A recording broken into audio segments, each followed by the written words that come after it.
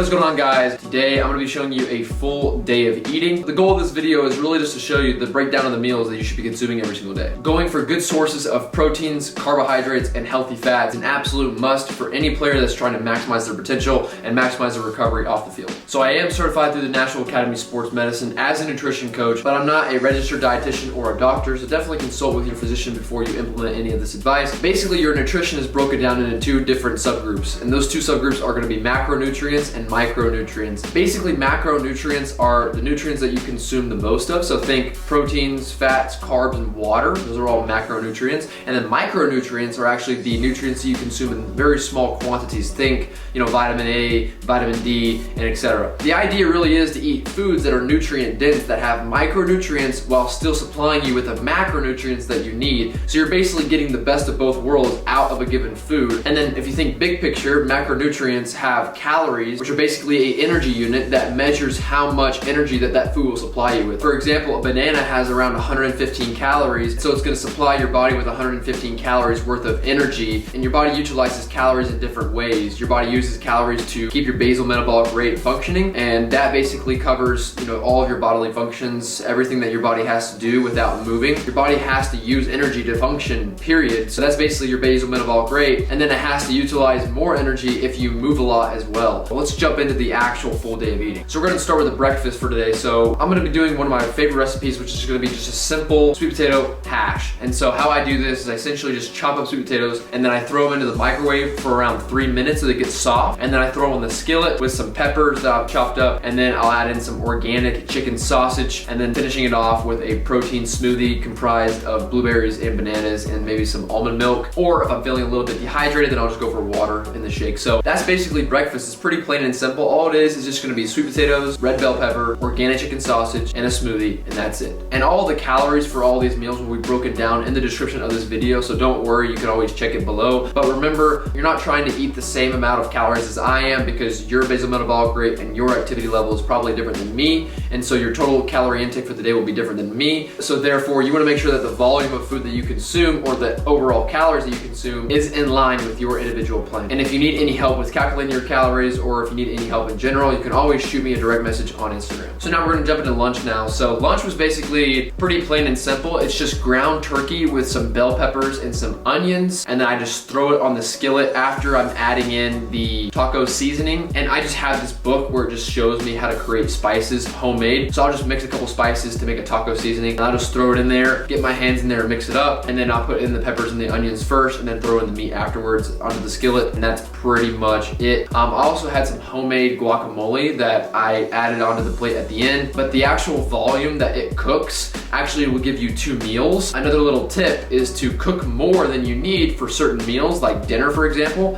and then you could eat the other half of that meal that you cooked for lunch the next day, let's say. So it makes it easier on yourself when it comes to cooking, so you're not having to cook 3 times a day. And then to complete that meal, I just had 2 of these like Larabars. All they have is just dates and cashews in it, so it's just 2 ingredients, super simple, they're clean. And then before we jump into dinner, I just want to say that sometimes I do have snacks in the afternoon. So today I just didn't have enough time to be able to do that, so I didn't. But yeah, jumping into dinner now. So now you can see that we're gonna go with sweet potato fries and some roasted veggies, and also some salmon for dinner. So any type of grocery store will probably have frozen salmon, but I typically go for wild caught because it has a better omega-3 to omega-6 fatty acid ratio, meaning that it's just more healthy. Farm-raised salmon is kind of widely known to be more of a fattier fish, but it also means that the fish was consuming a lot more of kind of toxins, and so those toxins will be present in the actual meat, therefore you're consuming them. So generally wild caught is healthier, so I go with wild caught salmon all the time. Basically all I did was just thaw them out in a bowl, and then I threw them on some parchment paper. I use parchment paper instead of aluminum foil just because it's a little bit cleaner. And as you can see, I'm throwing these sweet potatoes and the veggies into the oven for 450 for around like 20 to 25 minutes until I see them starting to get crispy. And then what I'll do is then I'll throw the broiler on, and then I'll put the salmon in there for around 6 minutes or 7 minutes to start, and then I'll add back in the sweet potato fries and the veggies to get the rest of the cooking done through the broiler. The broiler basically is where the heat is coming from one source, and it's a lot more of an intense heat. Baking basically makes it to where the heat is not coming from one source, the heat is coming from all around the entire oven. What I've seen is that when you actually bake fish, it dries out the fish,